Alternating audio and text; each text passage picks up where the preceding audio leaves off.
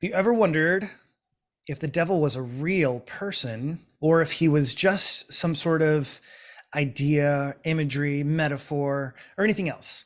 Today we're discussing the devil, and here with me is the leader of the Second Party podcast. Welcome to the channel. Adam, thanks for having me. Yeah, my pleasure, my pleasure. So I believe that our dear friend here. So is it okay if I call you James? That work? Yeah, yeah, Yep. So James here has a different view on the devil than I do. And so today I would love to discuss what is the devil like? What is he truly? And maybe we'll even get into the question of, can the devil repent?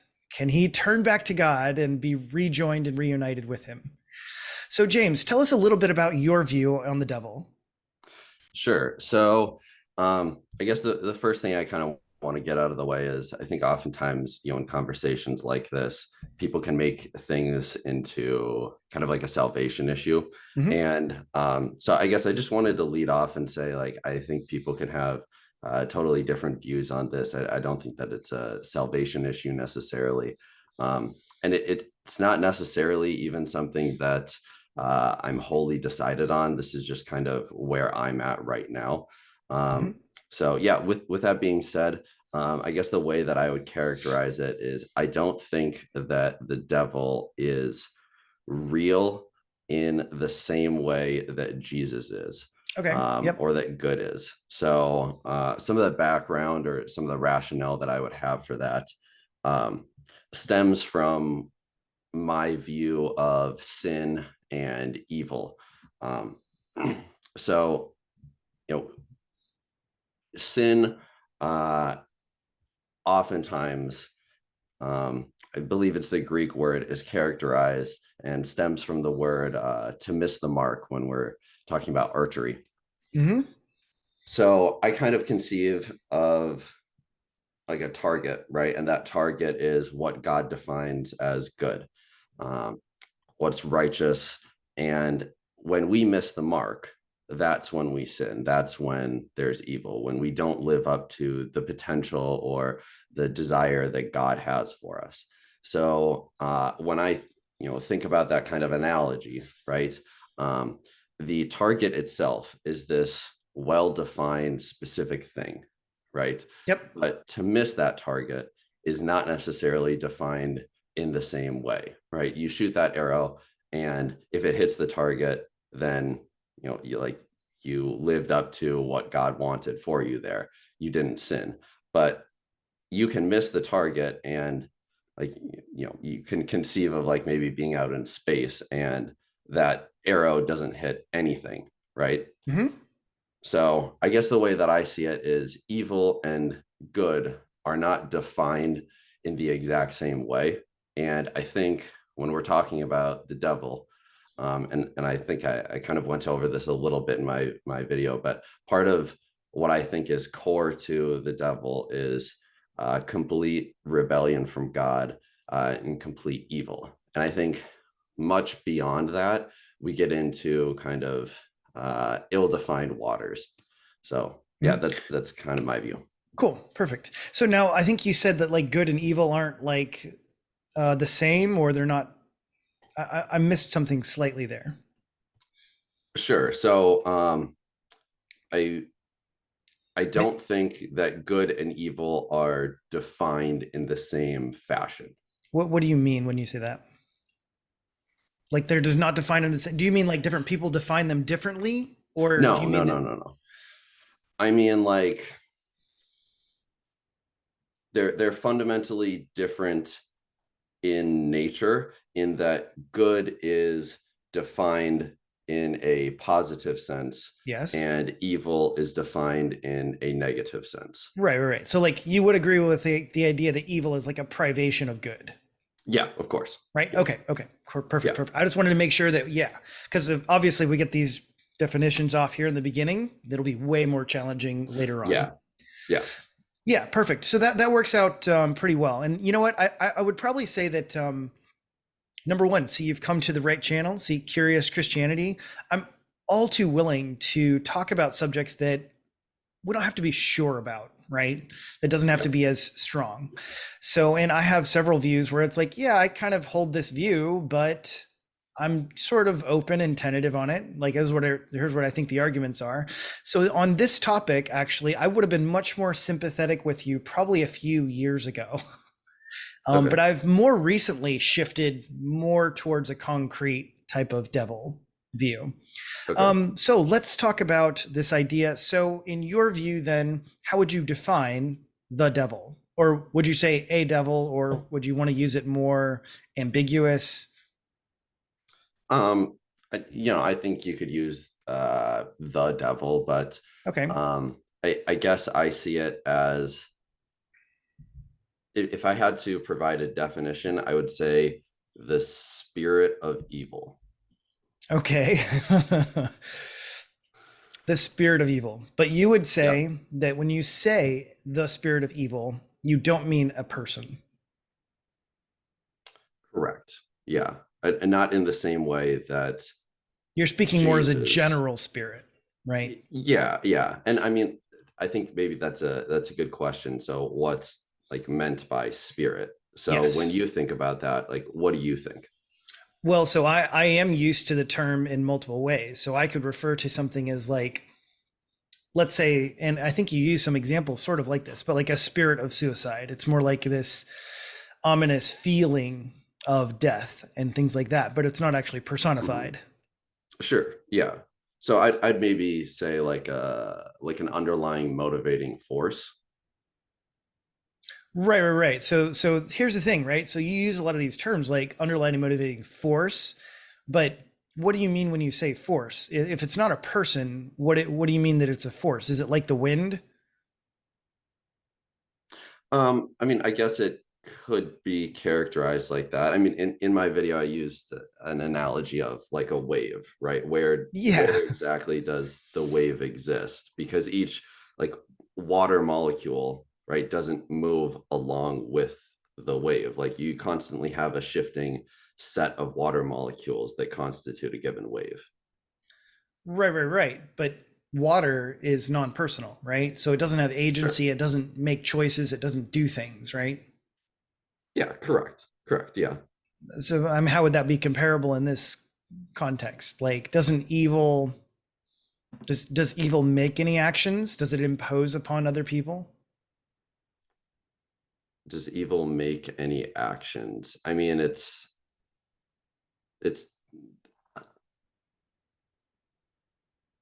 Because on your view, to me, evil is rather amorphous. Like it's just kind of a idea, but it's nothing concrete.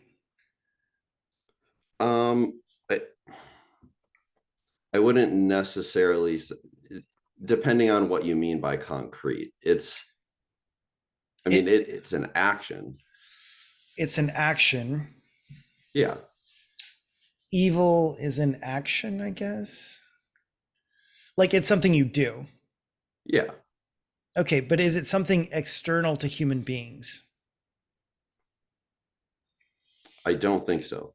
Okay, so it's only inside of human beings. Evil is only inside of human beings. I mean, well, okay. Could we conceive of like potentially an alien who is a moral agent as well? Then like maybe, but If it sure. inside of Like moral agents. moral agents, yes. Sure. Then Okay. yeah. Yeah, yeah. So do you believe in the existence of agents such as angels, or would you deny them as well? Yeah, that's a great question. I'm I'm not totally clear on that one. I Okay. don't know. I All don't right. All know. right. So let's say tentatively, I would say that it seems to me like you lean towards the idea that there are essentially two beings in the universe, mankind and God. And I'm going to encompass the Trinity in the idea of God, right? Yeah. So Yeah. those two are the two that you're certain of. And in the Yes. middle here is kind of not so sure, right? At a minimum. Yeah. Yeah. Definitely. Gotcha.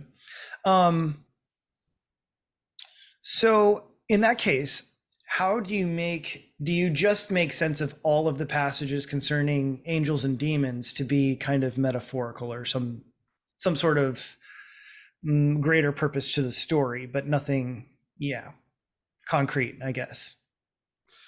Um, I mean, I guess it's, and we can dive into the specifics of different examples, but I guess as a general rule, yes. I also think that sometimes people characterize things in a way that is easier for us as humans to understand, right? Like, Hmm. I don't think that there's necessarily something wrong with saying, like there's a demon that is guiding this group of people in a specific way if they all have an underlying motivation towards something evil, right? I think that when I hear like an evil spirit or a demon, and like that's motivating people, like I don't necessarily think that that's a poor characterization. I just think that the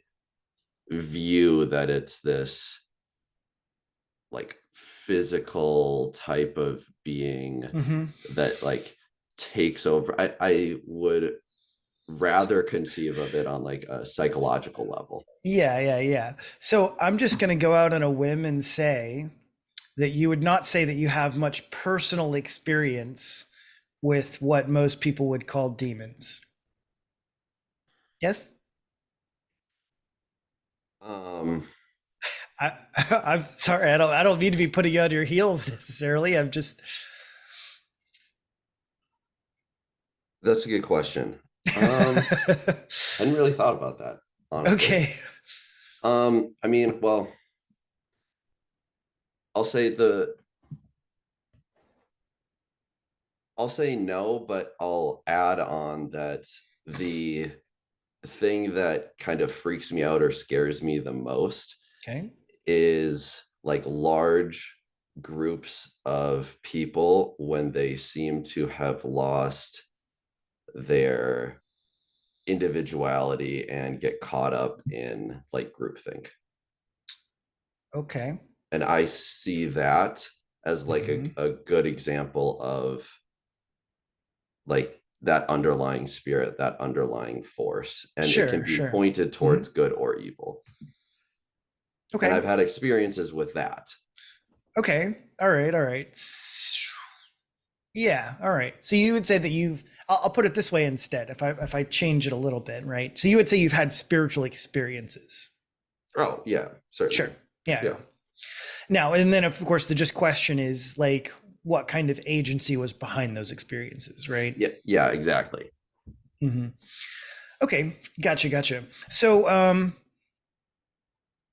okay. So you would say that there is no such person, or hypothetically, there's no person known as the devil. Rather, it's either mental or other sorts of things. So, since you put a lot of this into the mental categories, do you not believe that humans have spirits? No, I mean, I do think that we have spirits. Okay. I guess I'm using the terms almost synonymously. Synonymous? Okay. Yep. Yeah. Just wanted to make sure. Okay. So, yeah. So if you take so many of the texts to be sort of metaphorical, allegorical, I guess I have a hard time understanding some of the meanings of them. I guess for me, and I'm just putting my personal thing out there and stuff like, yeah, it would be a completely redefining of several of the texts. Um, Well, okay. Then I guess what, in your view, when you mhm, say like the devil is, like you've used the term person, I yeah. think that we can Mhm. characterize like certain things as persons that aren't like uh individualized moral agents, right? That are That aren't that individualized moral agents. no, sorry. We can conceive of something that we characterize as a person Mhm. that is not necessarily an individualized moral agent. So when you say that, do you mean like an individual moral agent Yes. potentially with a body? Yes. Mhm. Okay, so Yeah. what? So I would include like angels as persons. I don't think that they're humans necessarily, as far as I know, Sure. I guess, but I would conceive of them as persons. Okay, so I guess what beyond the Bible seems to say or allude to that. Mhm. What, like, what would lead you to that conclusion? I mean, obviously, the Bible would be one of the largest arenas. Number two would be a handful of my own personal experiences, and of course, numerous accounts of stories and stuff like that from other friends and the like. So, to me, the idea of demons being moral agents or persons in influencing or affecting people is a quite serious reality. So it would be difficult Well, for me in the external world for me to deny that reality. That would be my additional. So number one, the Bible. Number two, personal experience. So that would be sure. my answer. Sure. So I guess for those two, like, yeah, I've similarly had personal experiences where like I feel the effects of some outside force and I feel like I am comparatively lacking in control, right? So if I'm Okay. in a group with a bunch of peers, right, we call like the pressure that is exerted on us Hmm. by those peers to like fall in line, peer pressure. So Sure. or you know you could be in like a crowd, um, or like you can also conceive of like some outside force that has a serious effect on you as like drugs, right? So Hmm. how does that like wholly differ Differ from just it being uh, from like some of these, let's say, experiences with other spirits? Because I don't necessarily, I'm when I use the term spirit, right, I mhm. don't think that that is wholly separate from saying like, oh, the spirit of this group. Yeah. Now I'm curious because you continue to use the group analogies. What about like individuals? What about when you're alone? What about people that are attacked alone? Well, Like, yeah, I mean, I think that there are things there too, but mhm, I guess the reason that, well, this kind of gets into the second half of what you were talking about then, which was you know the less personal and more biblical side of things. When I look at certain things in the Bible, mhm, they were understood in one fashion, and then we garnered, at least for me, we garnered some additional understanding or explanation, and that doesn't necessarily change the underlying narrative, but we mhm. gain additional understanding. So I was listening to some of your videos, and I think I may not have gotten through the whole series, but when you're If when you did, I would have been super impressed.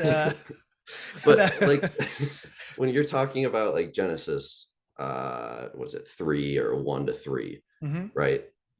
I think a lot of people will take that as like very literal, right? God created the earth in six, or yeah, in he created everything in mhm. the 6 earth days like we have now. Yeah. And that was totally fine and reasonable to assume for most of human history. But as of relatively recently, you know, we've garnered additional understanding that would lead us to believe that while the sentiment remains and the narrative structure is still there, that we may not be correct in assuming that that's wholly literal.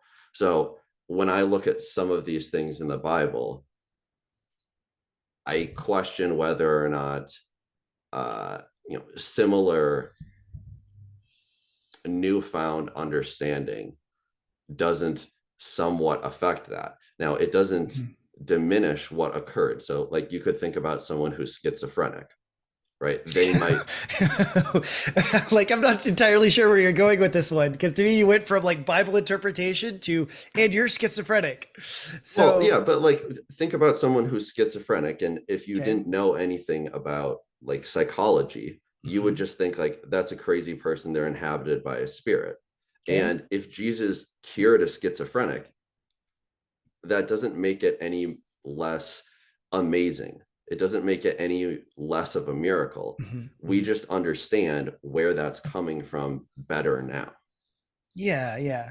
So I hear you on some of these. Now, just for the record, so like for instance, the traditional young Earth creationist view of Genesis 1 and stuff, I don't Mhm. hold to. Okay. I've actually That's spent the kind of what last I several figured. days arguing about this with everyone on Twitter. So um, Okay. I started at the beginning. I scrolled all the way down in it's all your good. It's all uploads. good. No, I'll Okay. just bring it a little clarity to this. Yeah, so yeah, now I'm still working on I have to produce a video. I want to do like a full exegesis on Genesis 1 so then it's Sure. easier to explain to everyone else what I understand it to be. Mhm. Um so I guess I just want to say again, I really empathize with some of what you're saying and where you're coming from. Now it's only been my most recent studies that I've worked a bunch on Genesis 3 and have really Okay. come around on this idea because I'll agree that I really think actually that I think there was a lot of misunderstanding in the early chapters of Genesis. Mhm. And there was just a lot of misunderstanding on Bible readers, and that it wasn't actually that it's like, oh, well, we need to reinterpret the Bible because of new things that we've learned in modern day. Yeah. But I'm Mhm. actually asserting that we need to go back and re-understand the Bible because we looked at it with our modern lens, and when you Mhm. look at it with some of the more ancient lens, I think that a lot of it becomes more clear and less ambiguous, and I think I more completely agree. coherent. Yeah, I completely So agree. actually so like let's take like Genesis 3, right, which is one of the big ones concerning like the devil, right? Talking about the serpent. Now, just for Well, clarity's sake for everyone else, I hold the view that the serpent is the devil. Like I don't actually okay. think that I don't think that it's metaphorical, and I don't think that there's a snake at all. Like there is no animal present. Okay. So I think that the serpent just is the devil, and that the fact that it's called the serpent is simply a title. It's a title of who it is. When I think this is extremely consistent with all of the biblical narratives concerning the devil, right? It's always what the devil, the Satan, the accuser. These is all these titles that are attributed to this being, which is not Mhm. that unlike Jesus. I think in many ways he's the savior, the Prince of Peace. You know, Mhm. God with us, all these different sorts of things. So I don't think that that's really, yeah, super different. But I also think that it's very consistent in this regard.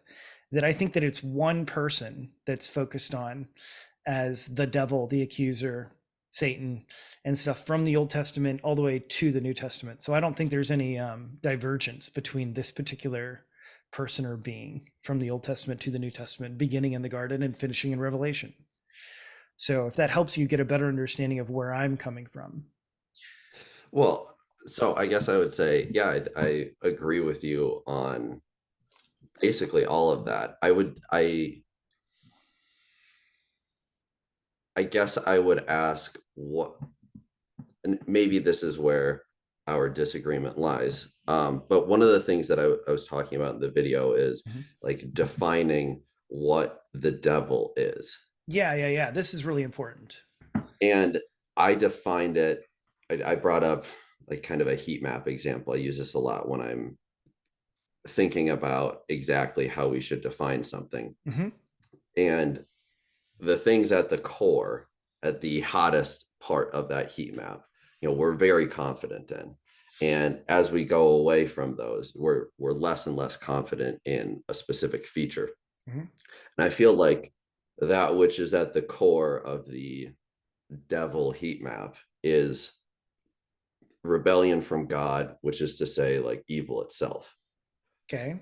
And I struggle to see how like a embodied person Yeah. falls into that. Like Where Okay. does that come from? Like my mind is going in so many places here. Are, are you saying that it's not possible for someone to fall away from God? Is that your point, or what No, do you? no, I'm of course somebody is able to fall away from God. Okay. I'm saying like when we're looking at the devil, Yes. right? What necessitates a person for him? Well, okay. So the devil is a fallen being, right? Well, Or do you reject that he's a fallen being at all? I mean, Because I see, think you it defined the devil as like the utmost evil. I think uh it depends on how you want to characterize it. I mean, like we are fallen beings, Yes, we are fallen and beings. I agree with that. there is a part of us that is rejecting God. Yes. And if you take the culmination of that across all humans, like that to me is the spirit that we're talking about.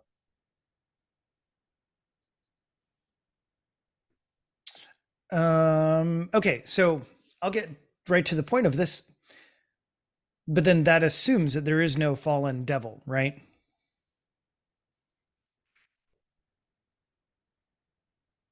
It again, it kind of depends on how you characterize it. Okay. When I think about the phrase like, oh, the fallen devil, I think Mhm. about it as that fallen part of me, that fallen part of humanity itself.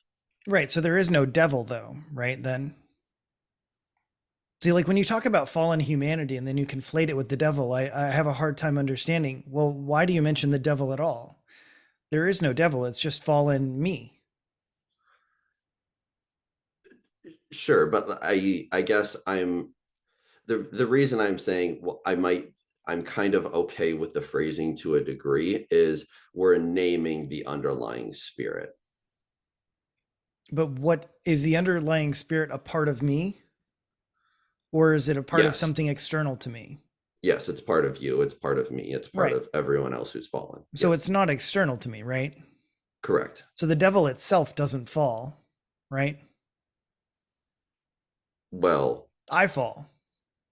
yeah, and I fall. Right, right. So human beings fall, but the devil doesn't fall. There was never a point in which, in your view, that the devil wasn't already fallen, right? No, because humanity fell. So I guess maybe we'll say it this way. I raise my hands at a sporting event. You raise your hands at the sporting event. I'm Mhm. fine calling it a wave that goes across people, Right, right, right. But it's not despite external like, to people. correct. Yeah, exactly. Right, right. So the But I'm still devil, fine naming it. the devil, right? Was the devil good at one point? No, Right. And on your view, the devil's not good at any point, right? Because it just is the evil and the fallenness, right? correct. Right. But so that's the part where I have a hard time squaring that with the Bible, because the devil almost clearly seems to fall at some point, right? He was righteous and good and perfect, and then he falls, and then he's not. So are you referring to the passages in Job? No, actually, I'm thinking of Ezekiel 28, and I'm thinking of the garden. I'm thinking of the serpent. The serpent is a good being in the beginning until he falls. I would need to read through the specific passages in Genesis that you're talking about regarding the serpent. Sure. Are you familiar with the Ezekiel 28? No, but I'll look that up now. Okay, okay. Um, yeah. Well, not off the top of my head, I should No, say. I just assumed that you had memorized the Bible, before our conversation, and then, Is no, no, but like, reasonable. so like, start at like verse like 12, right? So the NIV, I think this is NIV, yeah. NIV is, you were the seal of perfection, full of wisdom and perfect in beauty. You were in Eden, the garden of God. Every precious stone adorned you. It says a bunch about stones. I'm kind of cheating a little bit to try and skip through. Verse 14, you were anointed as a guardian cherub, for so I ordained you. You were on the holy mountain of God. You walked amongst the fiery stones. You were blameless in your ways from the day you were created till wickedness was found in you. So like kind of like 12 verse 12 to like verse 15 would be like Sure. one such example. Yeah. So I see that as like running parallel to humanity's fall. Well, and I agree, it runs parallel, but to me, it can't run parallel. It just has to run in man's fall. Like, because parallel to me, again, is external to mankind. I think. Like, if it's running next to mankind, well, it's happening at the same time, which I agree. I think it does happen at the same time. I just don't think it is mankind. Okay. I understand what you're saying. Um, I I don't necessarily I don't necessarily agree. Well, that's why you're here. Yeah. You're here to disagree. But Okay. tell me So why not? Why not? Why do okay. you think that the devil is in mankind or is mankind? Okay. So there's a passage, and ugh, my wife always laughs at me for this. I oftentimes can summarize exactly like what I'm thinking about in a certain passage, but I Mm-hmm. have no ability to memorize the book and verse. Don't Um, worry, I'm not. I'm not a memorizer either. My okay. cousin is, but not me. Okay. It's sometime early in Mark. Okay. And maybe I can look this up while I'm talking about it, but Jesus is talking about the where evil comes from. Okay. And he talks about it coming from inside people's hearts. Let's see. Okay, it's in Mark 7. Mm-hmm. Um, You're talking about when he's talking to the Pharisees. Yeah, he's talking about like everything that you put inside your body goes out, but that which comes out of the body is yeah, and to a degree, he's talking about the Jewish. Maybe this isn't the right phrasing, but like culinary customs and yeah, rules and regulations. yeah. That which defiles a man comes out of his body. Mm-hmm. Yeah. Okay, Comes out of so him. yeah, but if that which defiles us Mm-hmm. comes out of us, Yes.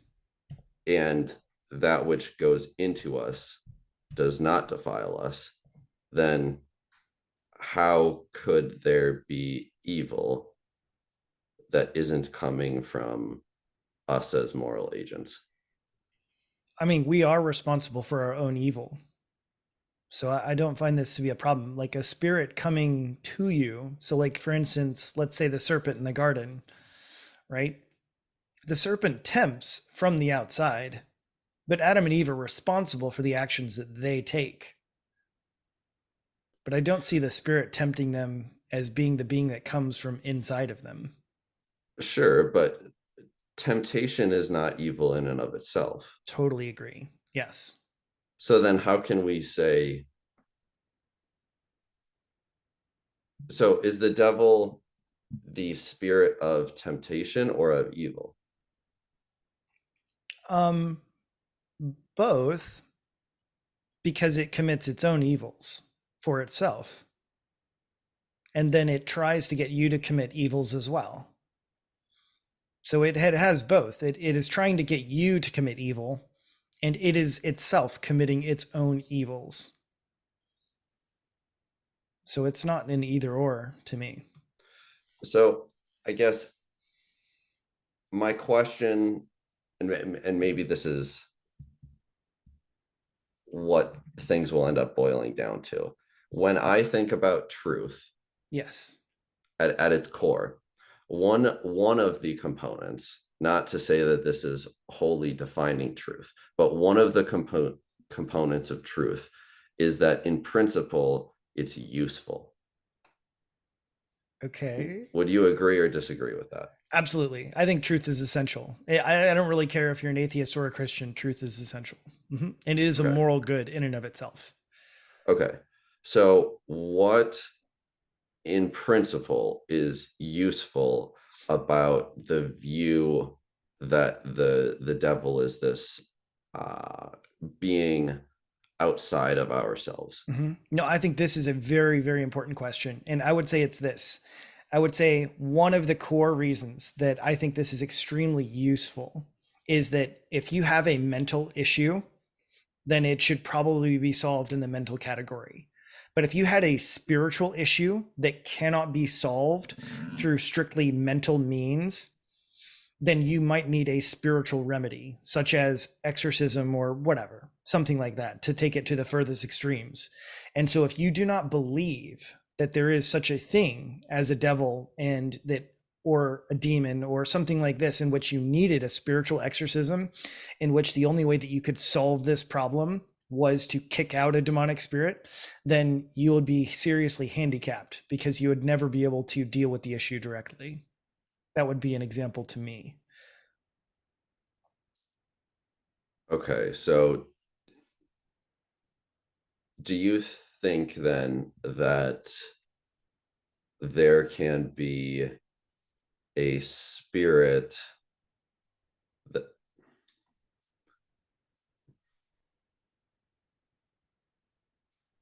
do you when you say spirit, I'm assuming you're referring to like an individual person in this case, because Sure. you mentioned them suffering. I No, struggle to understand what you mean by like someone's individual spirit wholly divided from their like mental state or mental capacity. are you talking about human beings or are you talking Yeah, about humans. demons? Humans. Yeah. Yeah, so of course this would depend on a person and stuff like that. So to me, part of the deal would be the simplest way to try and put it. So like for instance, without getting into the subject of like dualism or monism or, do are we composed of body, soul, and spirit, these sorts of notions. Hmm. Um, I want to go from it from a pragmatic standpoint, right? Okay. Which seems like, yeah, you're very pro pragmatism, Yeah. you know, and then that's kind of your question. So it would be this, right? Spiritually, can a demon, let's say, influence us? And I'll go ahead and use your mind analogy to try and make it simple, right?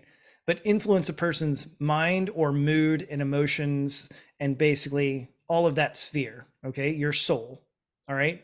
So a demon is influencing a person on a deep level and however you want to put it, right? For all practical intensive purposes, mind, emotions, soul, spirit. And I'm saying, like, okay, is the remedy that you simply need new knowledge. And as soon as you have this new knowledge, then everything will get better. And I'm saying that that's not the case. In some situations, it may require a spiritual exorcism. Literally, you need for the demon to be kicked out of the person. And so that person's mind, mental, emotional, whatever, will never get better until that happens. Do you understand the distinction I'm making or? um no, not particularly. So I mean, this is actually kind of getting into a separate topic that we were kind of going back and forth about on Twitter, because Okay. I don't necessarily think that we can divide those, let's say, components of a person. Like we've characterized or used the terms of like mind, body, and spirit. I Okay. don't I don't think that we can like separate those. That's fine. Let's just say that they're one thing. Let's just say that you're a monist. You believe that a human body is one essence. I have several friends who believe this. Some are idealists and some are physicalists. So well, let's just say for the sake of argument that we're one unitary being, okay, Yeah. as a human Okay. being. Yep. But my thing, it doesn't have as much to do with the human being as it does have to do with the demonic being. that if there's a demonic influence that is external to the human being, but it is coming in and messing up the human being, how do you kick that thing out? And to me, it sounds like, on your view, well, you just need to make adjustments inside yourself. Like you need to change your mindset, or you need medication, or you need something to adjust yourself. And I'm saying, if it is the case that there is an external demonic being who is causing the problems, then no amount of self work will fix it. The only thing that will fix it is to kick out the demon. And I think that's what Jesus is doing all throughout the New Testament.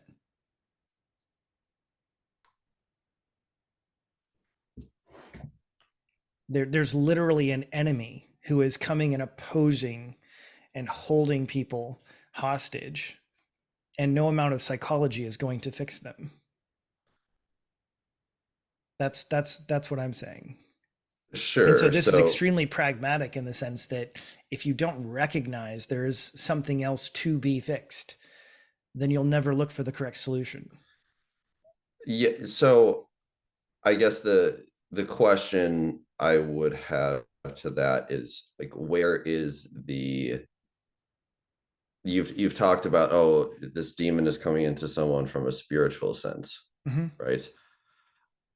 Where in the view that I outlined, where mental, spiritual, and physical are inseparable, where are the other two components? How are those coming in then? I'm not sure I understand. Where do you mean? What are you talking about for the human being? Yeah. Well, I'm just saying, for the sake of argument, let's just assume that there's just one component, that there's no additional, you don't need to separate anything. Yeah, but I'm saying that one component needs to be like if you're saying it's some other being, Yes, there's additional being. Yeah. Hmm. I think beings can't can't have only one or only two of those three components. So I'm asking, where are the other two components there? The mental and the physical. I, I guess I'm not entirely sure. Is your point that another being cannot be purely spiritual, mental, or only physical? Is that your point?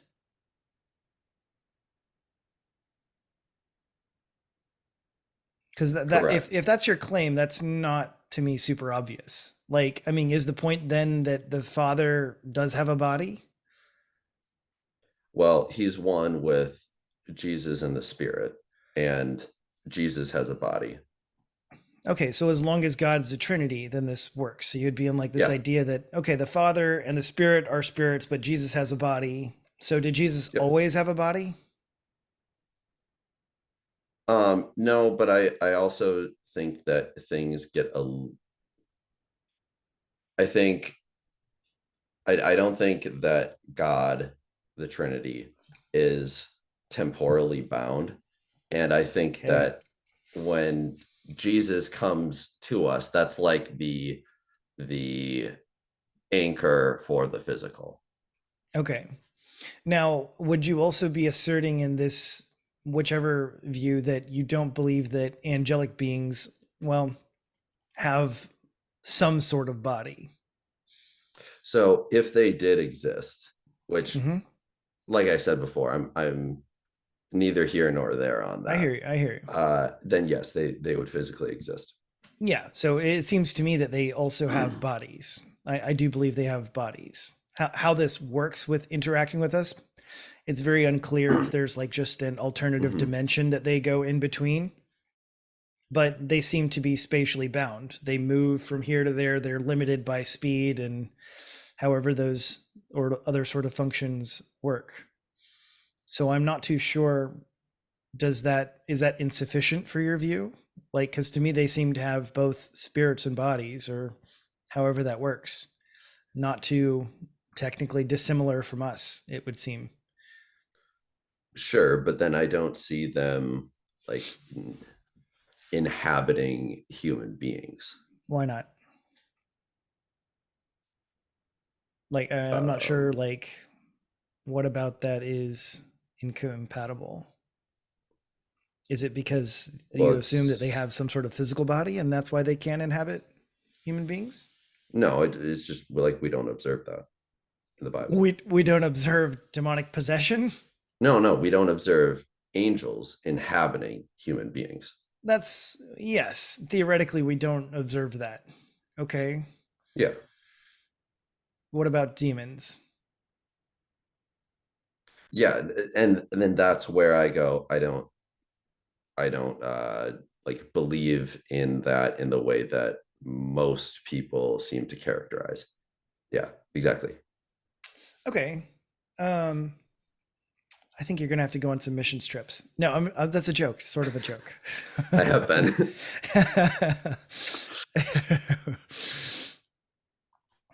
um, yeah. Okay. Let's shift gears for a second. All right. Because I think at this point, part of it, we're just talking about things based on our own personal experience for these examples, right? Yeah, yeah, So let's shift gears to some of the biblical texts, right? sure. So, are there good textual reasons, or what do you perceive to be good textual reasons to suppose that it's not talking about something literal? So, let's take, I know you use the example of Jesus and the legion and the pigs, right? Yeah. Like, is there something in the text that suggests to us, like, hey, this is a bigger metaphor that we should be taking away from this, and why shouldn't I read it as um being more literal? And yeah, I mean, I'm not opposed to, like, oh yeah, there are some texts that it does seem like, oh yeah, here's a suggestion as to why we shouldn't be reading this very literally. But so let's take that story in particular. It seems to me like we should be reading it literally. Um, yeah. So, like for instance, I'll give you some of the highlights to me that signal this idea of it being literal. One, of course, so you have this man, the demoniac, right, who comes and he makes certain proclamations in his possessed state, that seem to be indicative of, these other demonic beings, right? And so, but then Jesus sends the legion out of the man into the pigs, and the pigs seem to run off into the water and drown, right? And it's that event that causes then the farmers to run back to the city and proclaim, like, oh, dude, all this stuff happened, pigs drowned, and all this. So those seem to be like concrete events that like take place, and it's difficult for me if the issue is simply psychosomatic for the individual man, then why do the pigs run into the water? Or is that just supposed to be more symbolic?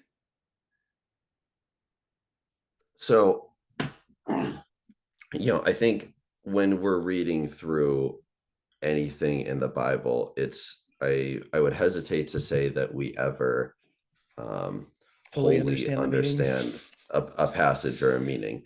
I mean, I can muse about things that I think the passage is likely talking about, um, but I I hesitate to say that, like, well, I know for sure everything that it's talking about. And I think that we've kind of I, I think that you would probably agree with me on this, but I feel like that's something that has really come to light for me when reading through the creation story in Genesis. I think reading through it with our modern understanding helps garner additional insight and actually makes the the incredible nature of God even more evident. You're gonna have to bring some clarity to this issue because I'm thinking a lot of people are going like, what did you just say? Okay, sure. So when we're reading through Genesis 1, if you just think, oh well, God made the earth and then he cast the stars into the sky, as we understand how many stars they are, how large they are, how far away they are, how vast the universe Okay, is. but regardless, I don't think that bringing Genesis 1 into this discussion is going to be helpful. And the reason I don't think that is because I think Genesis 1 is a significantly different genre from Matthew, Mark, Luke, the Gospels, right? So like, I mean, I can Sure. understand a little bit where you're going with this idea of like the significantly different readings on Genesis 1, right? But the genre is highly questionable in Genesis 1, but it's not nearly as questionable in the Gospels or these other narratives. So like Well, for instance, yeah, like if you wanted to sure. talk about like Isaiah 6, right? Where it's talking about like the seraphim, and like we could talk about symbolic imagery, but it's clearly a prophetic passage, right? Full of Yeah, prophetic images and things like sure. this. But this passage with Jesus and many of the passages with Jesus, they don't seem very reminiscent of those. So, do you know what I mean? Like, there's a big difference between the two. Well, yeah, I should be clear. I don't think that they're necessarily in the same category. I'm just using that as an example of something where greater understanding with time allows us to garner more from the passage. Okay. So Yeah. when I read through this, I think there are probably some things here that we have not yet been able to garner from the passage. There are certain things that I can like hypothesize about and kind of read from the passage a bit, but I mean it ends up being a bit of an interpretation thing without additional evidence or a background. Like I can talk about how the man is living alone and up in a cave, and I think that that in part speaks to the need for humans to be in community with each other, and we see that echoed in a variety of different passages. I think we can talk about how, the symbolism of pigs and that being unclean, and we can talk about how the pigs are cast and killed, and how that's kind of reminiscent of the sacrifices and debt that needs to be paid that we see characterized across all of the Bible, whether that's the Old Testament or the New Testament. Right. I mean, we can add additional meanings, right? But the additional meanings are usually based on actual events that took place, right? What do you mean by that? So like, well, yeah, like those meanings make sense because something actually happened. The pigs actually drowned. A man was Hmm. actually had demons inside of him. The farmers actually went back to the Decapolis to tell everyone what happened. But I have a hard time making sense of this idea that the farmers went back to tell people about a bunch of pigs that never drowned in the ocean. Well, I want to be clear. I do think that the pigs drowned in the ocean. I don't, when I say something symbolic, Mm, something can be symbolic and literal. Like we see that with Jesus. sure. That's like a perfect example. But I have a hard But time understanding, why do you think the pigs drowned in the ocean or drowned in the sea or the lake or whatever? Because to me, on your view, the demons are not something external that were inside of the man. They were the man.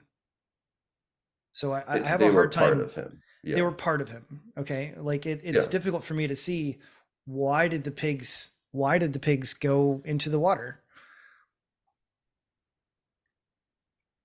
Well, I think we can ask this about a litany of other things in the Bible, and part of it is pointing to the symbolism that we now read. Like, why was Jesus killed on a cross Hmm. specifically? Yeah.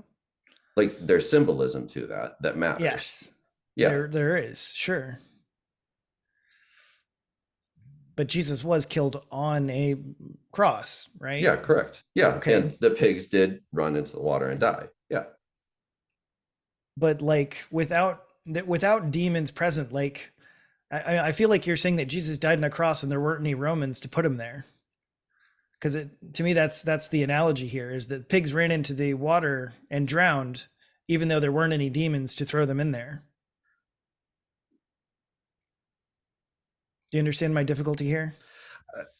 Okay. Like there's no causal agent. I Sure. see no causal agent as to why the pigs do this. And so to me that's my struggle with a lot of these different demonic tales, is that there's no causal agent that makes these other things happen. because this is an event where something is happening to something other than a human being, right?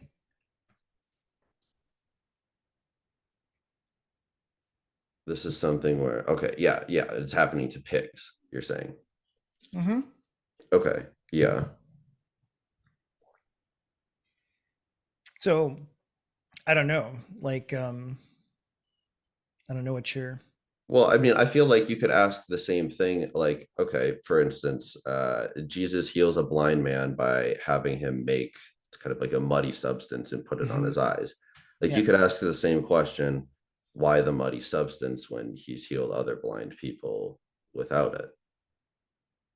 Right, but we still have like the causal agent here is Jesus, right? And in many Yeah, cases the Holy Spirit, right? So, well, sure. I guess I would ask that too. I mean, do you take the Holy Spirit as a person of the Trinity or as Yeah, just a yes. force of, okay. Yeah, of course. Yeah, Yeah, so you have a causal agent, you have a spiritual causal agent. So, but like you have a spiritual causal agent for all the good things, you just don't yeah. attribute any spiritual agents for the bad things. Not what I mean, I do think that there's a spirit. Well, I think we kind of differ in terms of definition of spirit then. Right. Well, your spirit that you're talking about is just a part of a human being, though, right? It's part of multiple human beings. Yeah. Are you saying it's just like something in the air? No, no. I'm saying like I keep going back to like these wave examples because I think that that's the best characterization of things. But like the the wave requires some medium to transmit it. So you think that there's some sort of spiritual link between humans that exists? I think that when we observe certain patterns, we give a name to that pattern, despite there being uh, a large number of nodes within that pattern. Like you observe like a wave at a sporting event as a wave, not as person putting hands up. Or I should say, you observe it not only as person putting hands up, but also as wave transmitting across sea of people.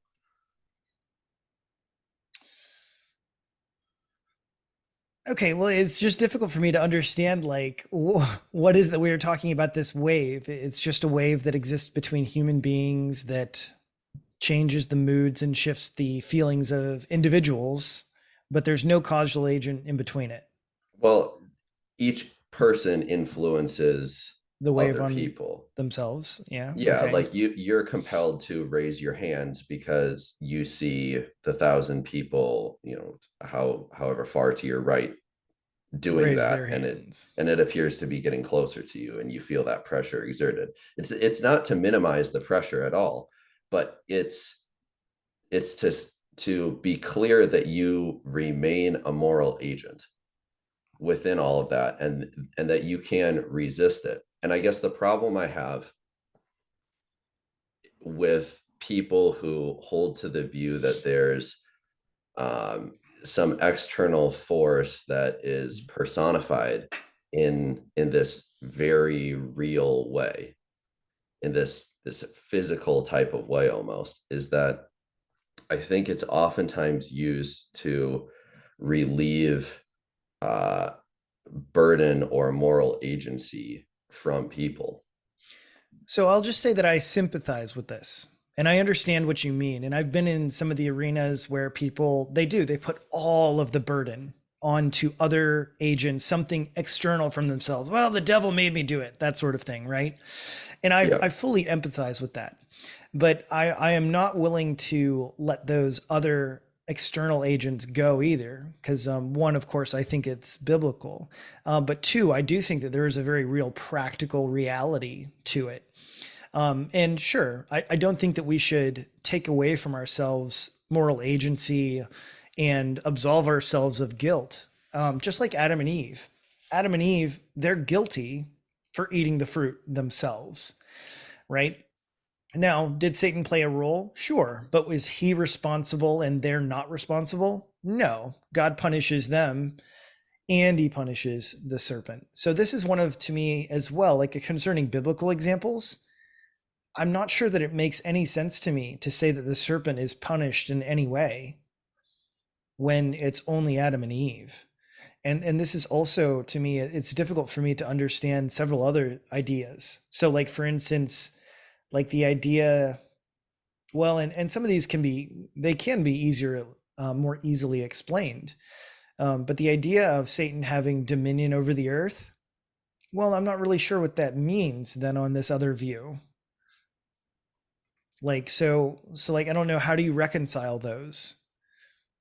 Like, why is there a serpent in the garden as an idea at all? And why is the serpent punished separate from Adam and Eve? Because if the serpent is merely the desires inside of Adam and Eve, then what else is there? Sure. Okay. So there's a lot to unpack there. I guess the first thing that you asked about is what does Satan has dominion over the earth mean in that way then? Sure. So I see that as like the pragmatic example of that is further broken down when God points to um like the earth is cursed because of your actions, and as such they need to like cultivate and tend fields, right? And they need to work the land. Mm-hmm. That's one of the things that Adam's tasked with, right? Mm-hmm. So in that way, I think like that's in part what's meant by the earth. The other thing that I'd say is when we say the earth, and this is something that I often get into with the young earth creationists, like what is meant by and God created the earth? Like is the earth the same earth if there are no humans on it? Like isn't part of the earth that there are people? You're saying you're not a young Earth creationist, James? No. What? I'm so shocked.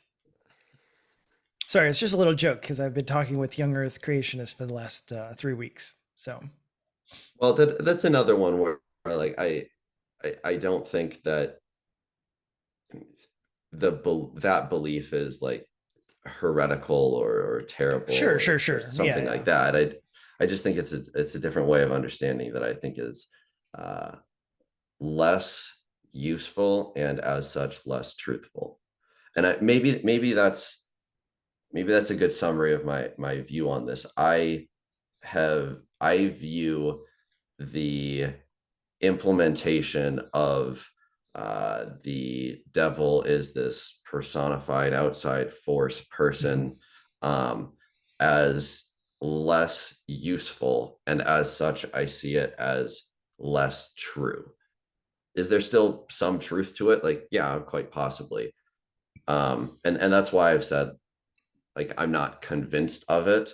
Mm-hmm. And I see more truth to the view that it's within you and I, and that's what we struggle with. Yeah, I know, but that's why I'm saying you need to get it out of you and I. I mean, I'm sort of joking about that, but that's to me the whole idea is like, yeah, that's the problem is that the spirits are influencing inside of you. You need to get them out of you. Um, Okay. I mean, so I'm curious. So here's a different question to kind of go along with this, right? okay. How do you define exorcism, or do you just deny that exorcism exists? I'm not too sure. How does that work in your view? Uh, to be perfectly honest, I've had basically zero encounters with it as a thing. So Sure. I But let's just go with the biblical portion and we'll leave out personal experience for a minute, right? Like okay. when Paul casts out the spirit from the fortune telling girl, right? Like what is he doing there? Um Do you know which story I'm speaking of? Sorry. No, not Oh, off the okay. top So of my there's head. Well, okay. not So the there. context off the top Sure, of my sure, head. sure. So there's this whole thing. Paul's walking around with his groupies. I think it's Paul, Barnabas, and Luke, I believe. Hmm. And my cousin will kill me because I don't remember what chapter it is. So I'm sorry about that. But anyway, so there's a little girl, and it says that she was possessed by a spirit and she was a fortune teller, and she walks around with them for several days, shouting out, "Behold, these are the men who proclaim the way of salvation." Okay. And after several days, Paul gets annoyed and then he casts the spirit out of the girl, and then the slave owners who own the girl are pissed off, and they get the crowd all riled up, and of course they beat up Paul and throw him in jail. Anyway, that's the short story. But yeah, if that's not one you're as familiar with, then that's fine. We can maybe use a different one. But I guess a lot of those stories to me have a very pragmatic element. So Well, so what's the? I'm not denying the stories. I'm just like I'm not denying the beginning of Genesis. sure, sure. You just think there's a completely different causal feature at play, right? I wouldn't say completely different. I would say the characteristics of the causal feature are different because I'm not this is why I've said before, like I'm not going to say to someone like, oh no, demons don't exist or the devil doesn't exist. I think the characteristics of those things, there's one that I don't necessarily ascribe to it. And that one is additional agency. Yeah, is Right. individual agency. Right, right, right. So an additional person or something like that. Yeah. Yes. So when John writes that Jesus comes to defeat the works of the devil, Yep. why doesn't he Yep. say that he came to defeat the works of man? I mean, the works of man are not Synonymous wholly with the works of the evil. devil? Correct. How can he attribute the works of the devil as being something other than the works of man? If there's only man, who else could it? I mean, because you have to attribute fault to an agent, right? Yeah, but I'm saying if he were to have said to uh shoot, I'm forgetting the phrasing. If he had used the phrase "the works of man," the works of man are not wholly the works of the devil, But right? Like all of the works of the devil are the works of man in your view, though, right? correct. Yeah, yeah. But you wouldn't say like, oh, rectangles when you only mean squares specifically, despite all squares being rectangles.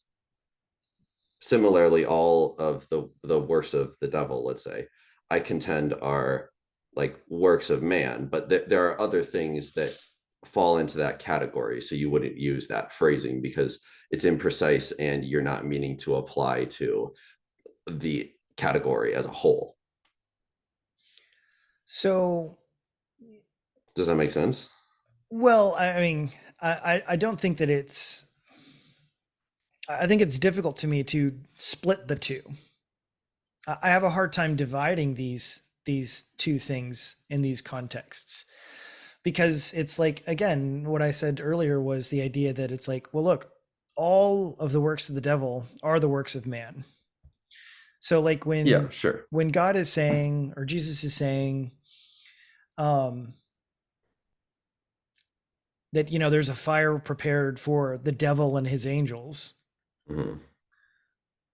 like where the devil is just a part of mankind. Are we saying that it's like, oh, he's only prepared it for parts of mankind but not the whole human being?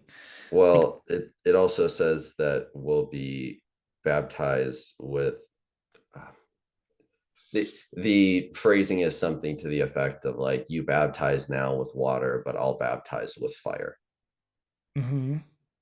Well, and the symbolism here is that the water is washing away, right, like dirt, that which is wrong, and the same thing is true for the fire, but we're burning it up. So from the perspective of just the evil there, it's being burnt up in that verse as well.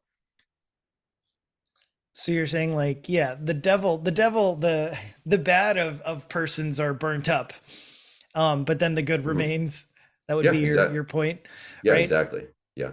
So in this version, I guess I don't know your end times view, and I don't mean eschatology necessarily, but I mean like eternal conscious torment or universalism or annihilationism and such things. So because again, it seems to me like the moral agents, they're the ones who are responsible, right? So because when it's talking about the devil being burned, I don't think of the devil as being referring to the saints. Do you? Is it talking about the devil inside of the saints? Um, Would you say this? So let me ask a slightly different question. Would you say the devil is in all people?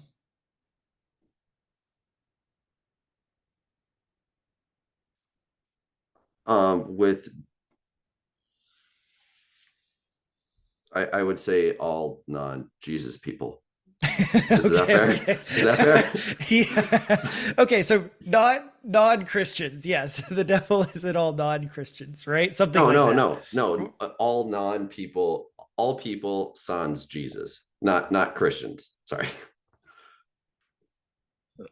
Explain that again, real like briefly. like all people with the exception of Jesus Christ himself. Okay, so would you say Not that Jesus people Christians. so would you say the devil is in all human beings besides Jesus? That's your Yes. point? Yes. Gotcha.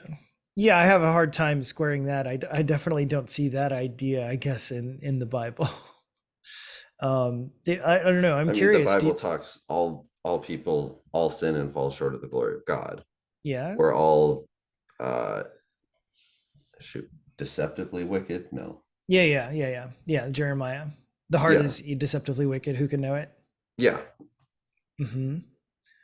Yeah. But I definitely feel like there's a significant difference between the idea of the heart being wicked and the devil being a part of all believers. So what I mean, we said before that the devil is wholly evil. Well, you did. Well, okay. So I guess what's That's your view. okay, Because yeah, fair you enough. you self-defined the devil is wholly evil, like that's what he is. And now of course, do I believe that the devil is an evil agent and stuff? Yes. But do I believe that he was once not such a being? Yes, he was once not an evil being. So I don't think that it's fair to say that this person or whatnot was always wholly evil and therefore could be self-defined that way. The devil is evil now, yes, Okay. So I but was guess not in the past. so we got talking about this because I think the title of the episode was like, could the devil repent and get saved by Yes, that's Jesus? right. Yeah. So what would your answer to that be then? Would it be yes, possibly? No, my answer is no. I do Okay. have an answer is no, but my answer as to why the answer is no is because the devil has already been judged.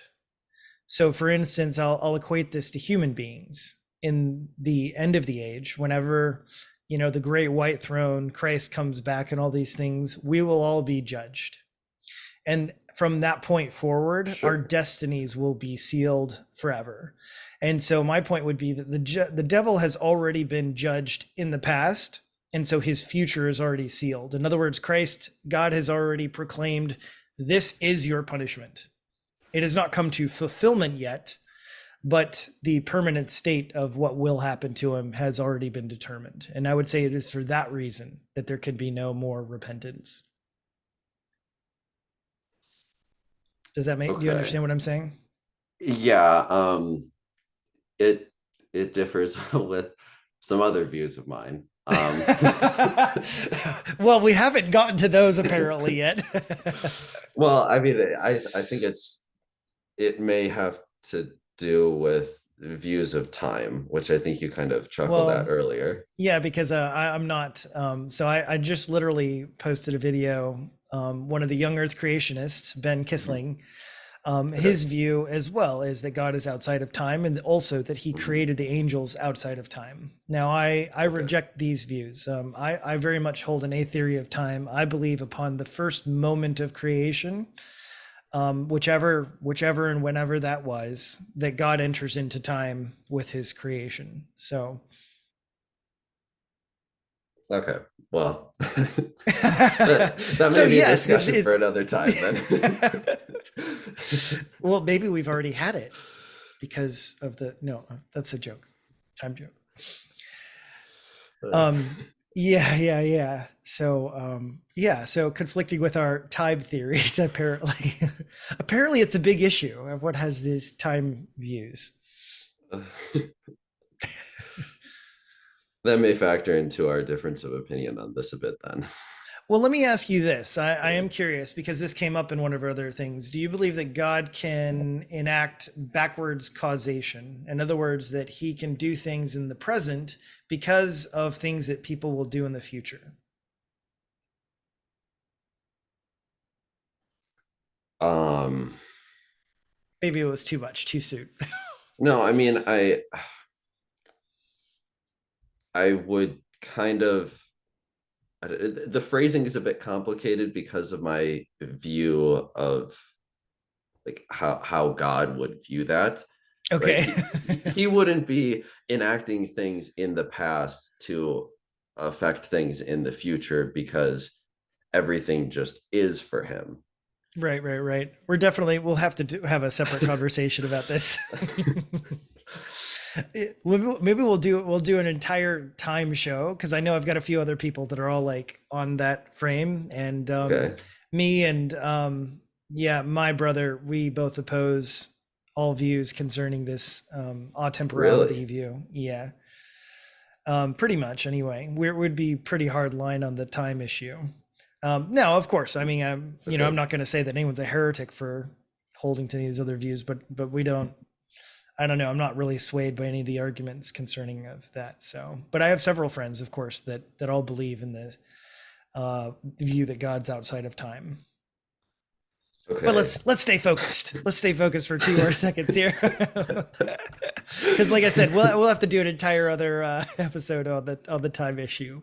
Yeah, that's something I'm a lot more, I guess maybe you could say, convinced of Okay, than that's I am that's the devil topic. yeah. Well, that would be yeah, be interesting. So okay, so I'll say this as kind of to wrap up some of these things. Like, do you feel like there's any particular Bible passage that points to your view the most that stands out to you? Or yeah, what would your what would you say is your strongest case? And maybe yeah, maybe it's not. Maybe it's reality, maybe it's us reading back into the text, or maybe it's your arguments from helpfulness. Your point is that that which is most helpful is actually likely the most true. So, what would you say your biggest case for your view is?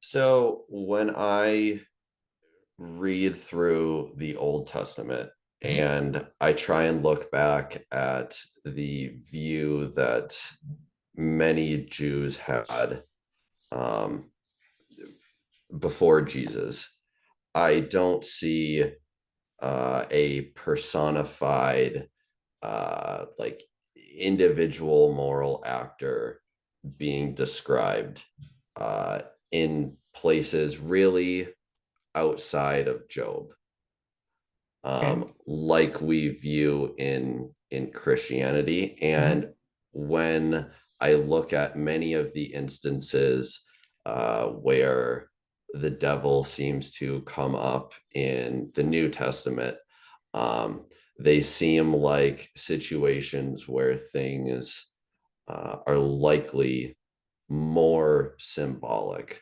than, maybe that's not the right phrasing. I see it as plausibly symbolic. Okay. All right. So number one, So we'll kind of wrap up with this one because I know it's the question that is probably on everyone else's minds. But for me, like I do see the devil throughout the Old Testament. So, and I totally get it. I'm very familiar with the idea that many are, even other scholars are like kind of have this very doubtful view about the devil in the Old Testament. But I really think that the Bible is telling one story. And so it's the same devil from the Old Testament to the New Testament. It's the same accuser in Job as it was the serpent in the garden. It's the same one as the accuser in Zechariah. It's the same one who tempts David for the census. So I see that character very much as being the figure throughout the Old Testament to the New Testament. But the big question I think that everyone really wants to know is how do you deal with the temptation of Christ? What's your view on the temptation of Christ and what is going on there? Sure. So I from the temptation of Christ example, I think that this is illustrative of the human nature of Jesus. It's to show to us that Jesus not only suffers, but also specifically suffers temptation like we did. And, it's for that that bolsters the reason that we ought to believe in and follow him. Gotcha, gotcha. Yeah, yeah. So you would take it as kind of this battle with his humanity almost. Would that be a summary? Um, I might even generalize and say like a battle with the sinful nature of humanity itself. Okay. Gotcha, gotcha. Yes. Well, and if it hasn't become clear yet, yeah, I don't agree with that. But Okay, yeah, I mean, I didn't think so, but yeah. No, but I just wanted people to understand, like, yeah, because I think those are the big questions, right? Like, what's yeah, going on here? How does this make sense? And everything like that. Um, yeah, yeah. Of course, for me, it just seems like, yeah, I take it as a very real person, a very real, yeah, account and those things. But yeah, hey, James, thanks so much for having this conversation. And I really think that, well, yeah, a lot of people are interested in hearing this kind of view, the alternative, right? And like, oh yeah, how do I make sense of, and how do I intellectually make sense of some of these passages of things that they feel like they don't experience in our world today? yeah, So yeah, thanks for coming on and sharing with us. yeah. Thanks for having me, Adam. Yeah, Appreciate it. yeah. You guys can check out the Second Party podcast. I'll have the link in the description. Till next time.